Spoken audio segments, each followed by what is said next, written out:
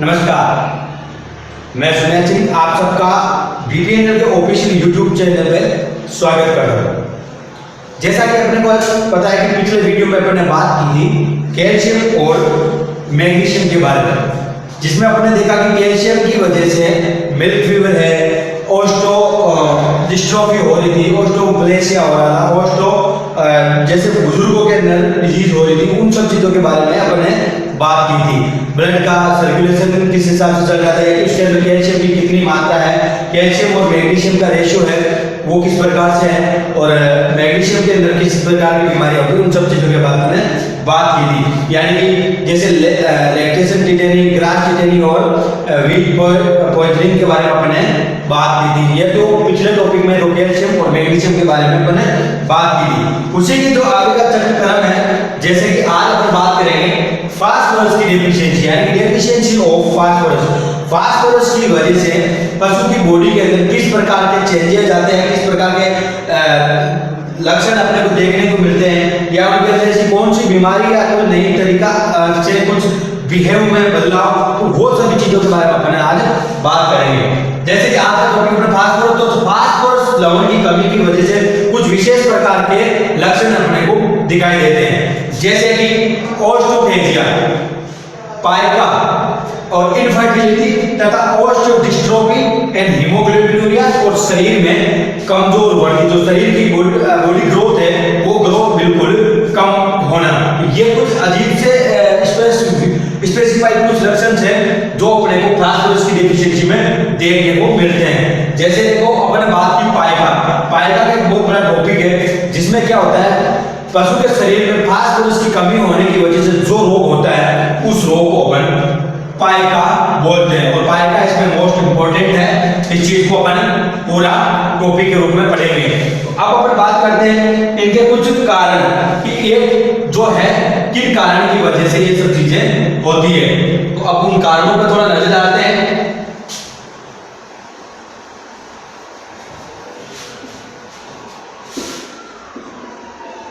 तो कारण वो सभी कारण जिसकी वजह से ये सब चीजें हो रही है, तो यानी कि सबसे पहला कारण अपना यही होगा, अगर फास्फोरस की डेफिशिएंसी हो रही है तो अपने को जाहिर सी बात है कि जो पशु को अपन न्यूट्रिएंट दे रहे हैं, न्यूट्रिशन जो दे रहे हैं, आहार दे रहे हैं, वो आहार के अंदर फास्फोरस की कमी होना, आहार में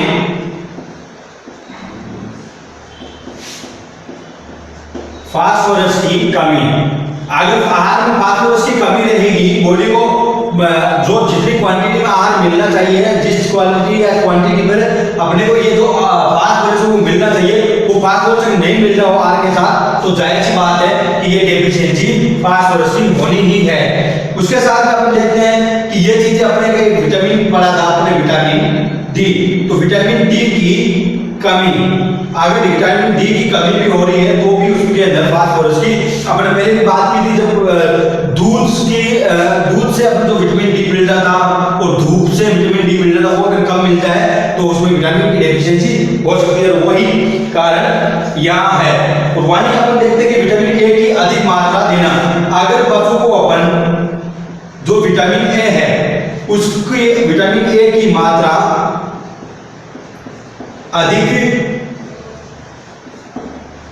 होना, यानी कि पशु की बॉडी के अंदर विटामिन ए है उसकी मात्रा अगर हद से ज्यादा हो रही है, अपने विटामिन ए है जो दे रहे हैं, कंटिन्यू ले रहे हैं, पशु को दे रहे हैं, तो उसमें क्या है, अगर उसकी मात्रा थोड़ी बहुत हाई हो जाती है, हैवी डोज की हो जाती है, तो उसकी वजह से भी पशु में फास्फोरस की कमी हो जाती है। साथ में आहार में कैल्शियम और फास्फोरस का रेशो गड़बड़ा जाना, यानी कि आहार में कैल्शियम व फास्फोरस का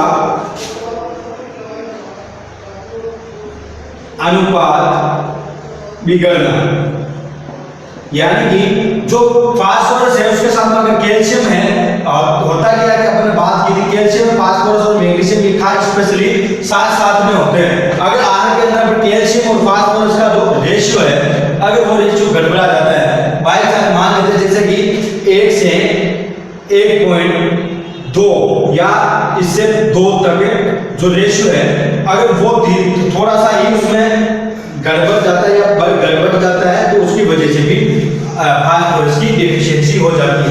तो अपन ने बात की कि कैल्शियम के फास्फोरस की डेफिशिएंसी के कारण मुख्यतः ये है कि आहार के अंदर जो न्यूट्रिएंट्स दे रहे हैं, जो न्यूट्रिएंट है, जैसे कि फास्फोरस है उसकी मात्रा कम हो, विटामिन डी की मात्रा कमी हो, या बहुत ज्यादा मात्रा में विटामिन ए दे रहे हैं, या फिर अपन देखते हैं कि आहार के अंदर कैल्शियम और फास्फोरस का जो रेशियो है वो बिगड़ जाता है। तो इन सब चीजों की वजह से अपनी फास्फोरस की डेफिशिएंसी पशु के बॉडी में आ जाती है। अब अपन इसके उपचार ट्रीटमेंट में बात करते हैं। ज्यादा कुछ नहीं है, तो अपने को सीधा सा बात है, सोडियम एसिड फॉस्फेट 30 ग्राम इन 300 ml वाटर, यानी कि जो सोडियम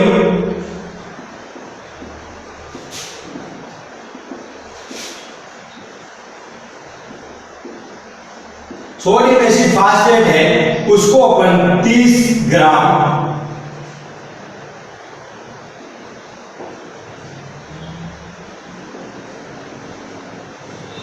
तीस ग्राम है, तो 300 ml पानी के अंदर अपने को सोडियम एसिड फॉस्फेट 30 ग्राम देना चाहिए, और इसको अपन पशु पे इंट्रावेनस चला देना है।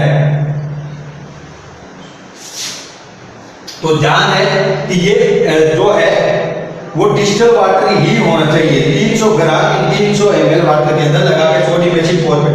अब एक और बात करते हैं, ये इंजेक्शन के रूप में आता है सोडियम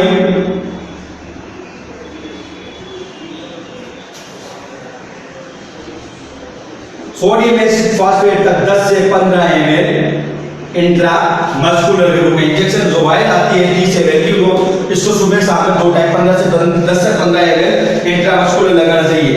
वही अपन को इंजेक्शन जो यूरेपिन है उसका भी अपने को यहाँ या फिर टोनोफॉस्फेट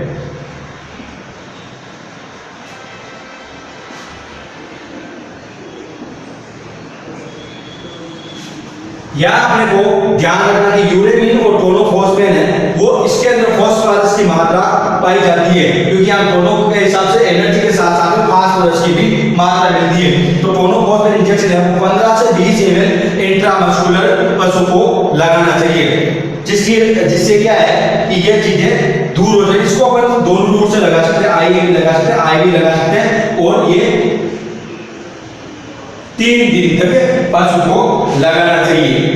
कम से कम प्रतिदिन 15 ग्राम फास्फोरस आहार के साथ दिया, जैसे बोनमील है, डिस्टिल्ड फास्फेट है, सोडियम पायरोफास्फेट है। जैसे अपनी सीधी सी बात कह सकते हैं कि मिनरल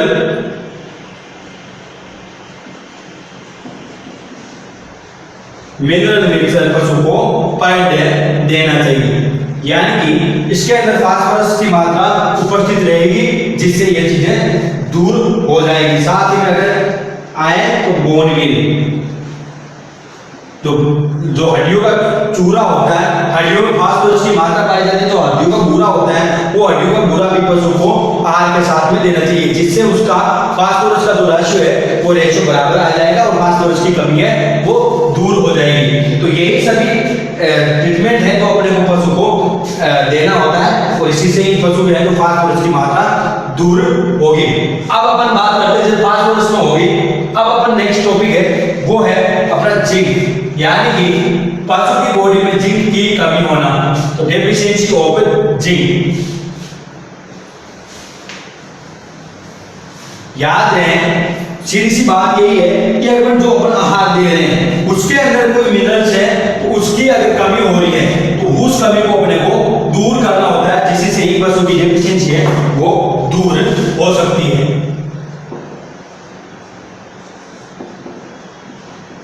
जिंक की कमी, इस लेवल की कमी से कुछ निम्न रोग ऐसे डिजीज होती है जो इस प्रकार से, जैसे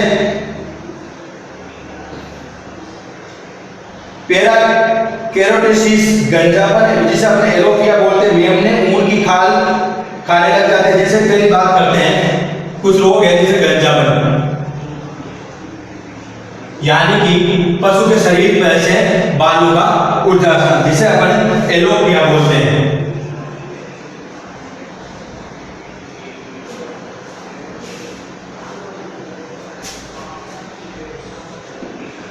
एलोपिया के नाम से अपने को गंजापन को जानते हैं। दूसरा है कि मेमने है,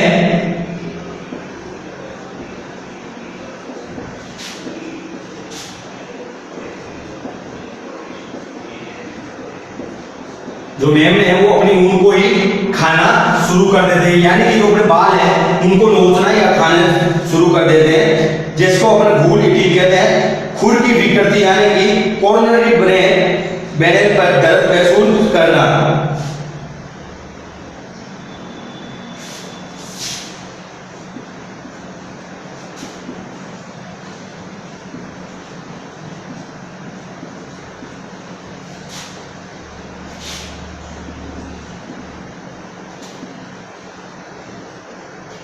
कोरोनरी ब्रेन पर दर्द होना, यानी कि क्या है, जो इसमें पशुओं में एक बात बताता हूँ कि जिंक की कमी की वजह से इंसानों में भी कुछ प्रॉब्लम आती है।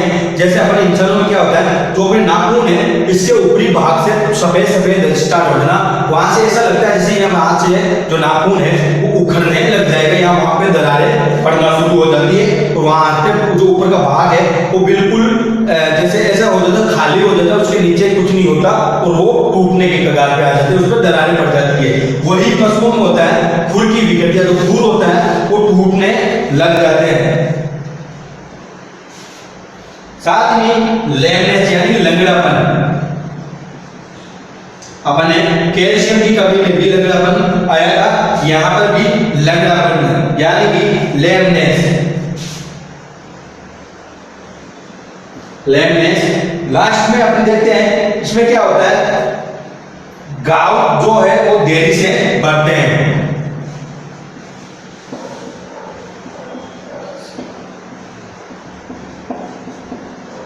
जो पशु के घाव हो रखे हैं वो घाव इजीली नहीं भरते, थोड़ा उसमें समय लगता है, काफी लंबे समय को गुजारने के बाद में जिंक की कमी होने की वजह से वो घाव है वो भर नहीं जाते हैं, यानी भरने में थोड़ा समय लगता है। अब अपन इसका बात करेंगे, जैसे अपनी ये सब चीजें पढ़ी तो अपने उपचार के रूप में पहले भी बात की, कोई भी अगर लवण की कमी हो रही है तो उसका बात यही है कि फास्फोरस है, मैग्नीशियम है, कैल्शियम है, जिंक है, इन सब चीजों की क्या है कि आहार में कमी हुई है, तो इस चीज के रूप में अपन जिंक सल्फेट के रूप में अपन को इसका उपचार करना है। तो उपचार के अंदर अपन बात करेंगे, ज्यादा उपचार लंबा इसका है नहीं, ये छोटे छोटे जो भी आज इसको कंप्लीट कर लेते हैं, उसके बाद भी अपन कास्ट डिजीज पे बात करेंगे। यानी उपचार के रूप में जिंक सल्फेट 200 mg पर केजी फीड की दर से पशु को देना चाहिए, लेकिन नियंत्रण के लिए शुगर को 50 mg पर 1 kg फीड के पे गोमस को 2-4 ग्राम रोजाना देना चाहिए। यानी कि सीधी सी बात है, 200 ग्राम है जो क्या है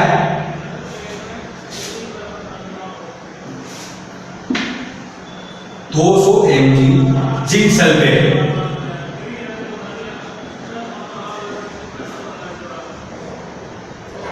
जिंक सल्फेट है वो क्या है 200 mg पर 1 kg फीड से पशु को देना चाहिए। इसी में अपन देखते हैं कि सुअर है, सुअर को 50 mg पर 1 kg फीड में देना चाहिए, लेकिन ध्यान रखो अपना गाय और भैंस है उसको गोमूत्र को रोज 2 से 4 ग्राम रोजाना आहार के साथ देना चाहिए।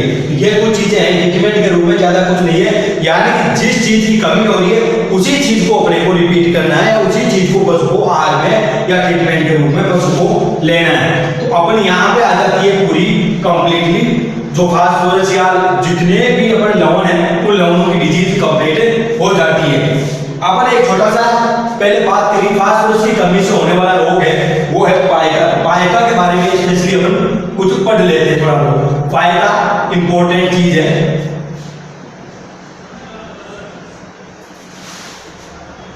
इस बीमारी को एलोट्रिकेजिया भी कहते हैं।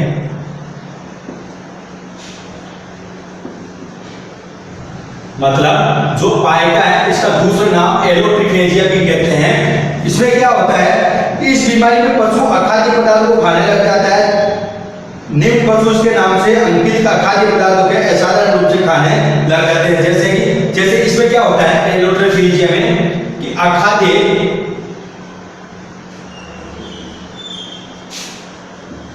पदार्थों को खाना, यानी कि जो खाद्य पदार्थ है ही नहीं उन खाद्य पदार्थों को पशु खाना लग जाता है। जैसे कपड़े है, चप्पल है या गंदे को रबड़ की कुछ चीजें हैं, ऐसी चीजें जो पशु को नहीं खाना चाहिए या ऐसी चीजें नहीं खाने योग्य होती है उन चीजों को खाना ही पाएगा कहलाता है या फिर एलोट्रोफिजिया के नाम से जाना जाता है। जैसे गाय भैंस क्या चीजें खाती है, गाय भैंस में क्या है, जैसे कपड़ा, चमड़ा, गोबर, मिट्टी, कागज, प्लास्टिक आदि खाना लग जाती है। जैसे कागज, कपड़ा, चमड़ा, गोबर, मिट्टी etc ये सब चीजें अगर पशु गाय भैंस में खाना लग जाती है या खाना शुरू कर देती है तो अपन समझ सकते हैं उसमें फास्फोरस की कमी हो सकती है। तो फास्फोरस की कमी से ही क्या होता है पाएगा, तो इस पशु को पाएगा जैसी बीमारी हो गई है। वहीं अपन घोड़ा बात करें तो घोड़ा क्या करता है, घोड़ा लकड़ी को खाना शुरू कर देता है, यानी जो बड़ी लकड़ी है वुड है उसको धीरे धीरे मेज है जैसे धान, मिट्टी आदि चीजों को घोड़ा है खाना शुरू कर देता है। वहीं अपन कुत्ते में देखें, कुत्ते के केस में क्या होता है, कुत्ता कभी घास नहीं खाता, लेकिन इस केस के अंदर तो कुत्ता घास खाने लग जाता है। खिलौने, जूते, कागज, रबड़ आदि सब चीजें ऐसी हैं जो पशु खाना शुरू कर देता है। हालांकि ये सब चीजें नहीं खाने योग्य है लेकिन खाना शुरू कर देते हैं, इसी वजह से ये पाएगा जैसी बीमारी से ग्रसित होते हैं। और इसमें क्या होता है, आपने पहले बात की पाएगा फास्फोरस की कमी की वजह से होती है। तो इन सभी पशुओं में फास्फोरस की कमी होने की वजह से ये सभी ऐसे बिहेव करते हैं, ऐसी चीजें खाना शुरू करते हैं। तो इनके कारण अपन देख लेते हैं, कुछ इस प्रकार से है।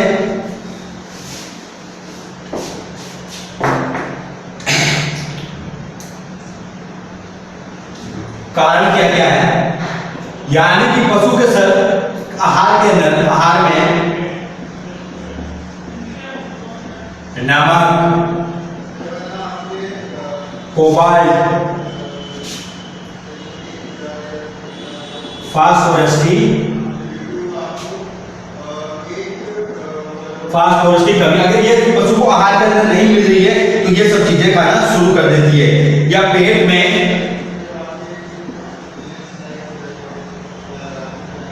यानी कि कर्मी, पेट में कर्मी पड़ जाते हैं, यानी पेट के अंदर वर्म से पेट पनप जाते हैं। यानी कि सीधी सीधी बात कर सकते हैं कि पेट में कीड़े पड़ना शुरू हो जाते हैं, जिसको अपन नॉर्मल भाषा में कहते हैं कर्मी होना शुरू कर देते हैं। पशु संक्रिय जगह में रखना, पशु को रेबीज नामक रोग हो जाए, अगर पशु को रेबीज से ग्रसित या पशु को संकरी जगह,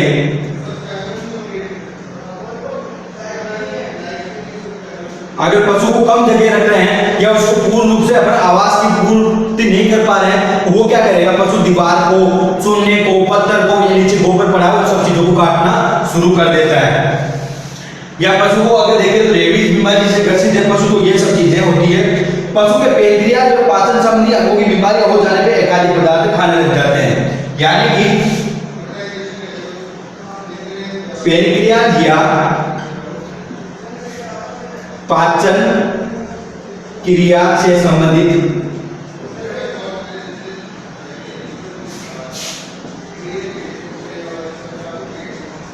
बीमारियों में ये सब पशु करता है। यानी कि अगर पशु को पेनक्रियाज या फिर अपन बात करें पाचन क्रिया से संबंधित, पाचन तंत्र के संबंधित कोई भी बीमारी हो जाती है तो पशु ऐसा ही कुछ खाद्य पदार्थों को खाना शुरू कर देता है। जैसे कि कुछ इस प्रकार से है कि कुछ ड्रम्स हैं, इन ड्रम्स को थोड़ा ध्यान से देखना।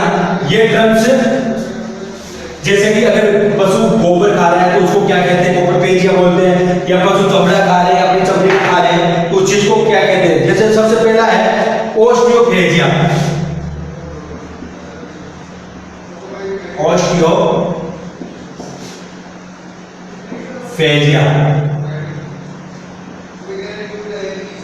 दूसरा है इन्फेंटोफेजिया।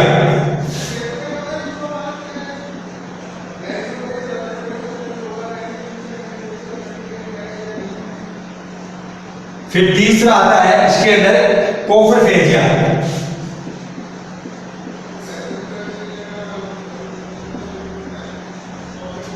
लास्ट में अपना चौथा है, उसको अपन साल्ट हंगर के नाम से कहते हैं। तो अपन अपने इसके बारे में बात करेंगे, यानी कि ये जो अपने टर्म्स लिखे हैं ओस्टोफेजिया, इन्फेंटोफेजिया, कोपरफेजिया, साल्टफेजिया, ये वो टर्म्स हैं जिनमें अपने को ये पता चलता है कि इनमें पशु ऐसी कौन सी चीजें हैं जिनको खाते हैं कि ये टर्म्स कहलाते हैं। जैसे ओस्टोफेजिया में मर्द पशुओं की हड्डियां चाटना, यानी कि मर्द पशु की हड्डियां चबाना या चाटना। अगर जो पशु ये सब चीजें क्रिया कर रहा है, कोई मरा हुआ पशु है, उसकी अगर हड्डियों को चाट रहा है या चबा रहा है, उस कंडीशन में अपन को ओस्टोफेजिया के नाम से कह सकते हैं। ओस्टोफेजिया का क्रिया मर्द पशु की हड्डियों को चबा रहा है। अगर वही अपन इन्फेंटोफेजिया की बात करें तो मादा पशु के ब्याने के बाद खुद के बच्चों को खा जाती, यानी कि जो मादा है ब्याने के बाद अपने बच्चे को खा जाती है। तो अपने को सबको पता है कि ये किस केस में आती है। तो ये केस ज्यादातर अपने को किस में देखने को मिलती है, कुत्ते में। तो कुतिया होती है वो ज्यादातर क्या होती है, अपने बॉडी के अंदर जब इन सब चीजों की कमी हो जाती है, जब जाती है तो उसके बाद में वो अपने बच्चों को खुद खा जाती है। और कोपरफेजिया है, वो कोपरफेजिया के अंदर क्या होता है, पशु खुद का या दूसरे पशु का गोबर खाता है। अगर जो पशु खुद का या दूसरे पशु का गोबर खाना शुरू कर देता है, उस केस के अंदर कोपरफेजिया के नाम से जानते हैं। अब लास्ट का बात है साल्ट हंगर है। इसमें पशु दूसरे पशु या स्वयं की चमड़ी चाटने लग जाते हैं। साल्ट हंगर, हंगर का तो था भूखा। अगर ऐसे समझ लें कि भूखा होने की वजह से साल्ट है पशु खुद या दूसरे की चमड़ी को चाटता या खाता है। जैसे कि ऊंट के अंदर ये केस देखा जाता है कि जब उसको कोई चीज की एलर्जी होती है या ऐसी चीज में जब कोई प्रॉब्लम होती है तो खुद की चमड़ी खुद खाना शुरू कर देता है, या फिर दूसरे पशु की चमड़ी है वो खाना शुरू कर देता है। इन केस के अंदर ये सब चीजें टर्म्स हैं, वो टर्म्स को अपने इस्तेमाल करते हैं। ये टर्म्स है वो थोड़ी इंपॉर्टेंट है, इस चीज को इंपॉर्टेंट के रूप में रखना। क्या होता है कि जब एग्जामिनर में जब एग्जाम में कुछ पूछा जाता है तो ऐसी चीजें पूछ ली जाती है, यानी कि ऐसा पूछ लिया जाता है कि मादा पशु के ब्याने के बाद खुद को अपने बच्चे को खा जाती है, उस केस में इसको क्या कहते हैं, या फिर ऐसा पूछ लेते हैं कि कोपरफेजिया का अर्थ क्या होता है। अब अपन इसका ट्रीटमेंट करेंगे।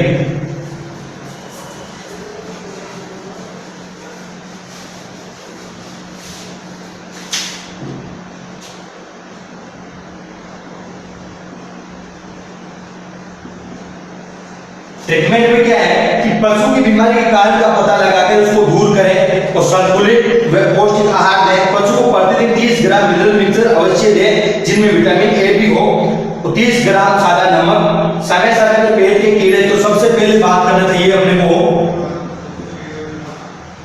एल्बेंडाजोल, यानी कि इसका है 30 से 60 ml जो है वो ORALL ओरली देना चाहिए। यानी कि ये क्या है, ये एल्बेंडाजोल जो पेट के वर्म्स हैं उनको ये खत्म कर देती है, यानी कि पेट में जो कीड़े पनप रहे हैं उनको एल्बेंडाजोल दूर कर देती है। जो अपने बात की थी पेट में कीड़े पनप जाते हैं या पेट में वर्मिसाइड हो जाते हैं तो उन सबको ये खत्म कर देता है। वही अपन इंजेक्शन के रूप में इंजेक्शन में अपन बी कॉम्प्लेक्स 10 से 15 ml intramuscular injection Tonophosphan 10 से 12 ml intramuscular injection Tribivet 10 ml intramuscular injection DNS या NS 1000 ml इंट्रावेनस के रूप में पशु को देना चाहिए। ये तो हो गई ये सब चीजें, और साथ ही में जो ADEH है इंजेक्शन ADEH भी पशु को लगाना चाहिए। ये क्या है, ये ADEH जो विटामिन है वो उन सब चीजों के हार्मोन या ADEH है तो उसको पशु को लगाना होता है। ये सब विटामिन है। इसके साथ में पशु को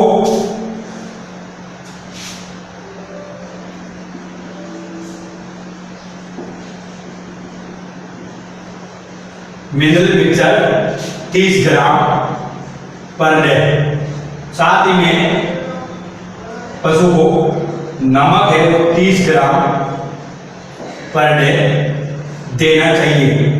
इसको अपन 50 से 60 ग्राम के रूप में मिनरल मिक्सचर को दे सकते हैं। और पशु को इसमें ध्यान रखना, पशु को संतुलित आहार देना अति आवश्यक होता है। तो आज अपने यहाँ पे तो लवण की कमी की वजह से जो बीमारी है वो कंप्लीट हो चुकी है, जिनमें अपने सभी प्रकार के लवण की कमी की वजह से क्या प्रॉब्लम हो रही थी, और उसके बाद में किस प्रकार से इनका ट्रीटमेंट किया था, वो सब चीजें खत्म हो गई थी।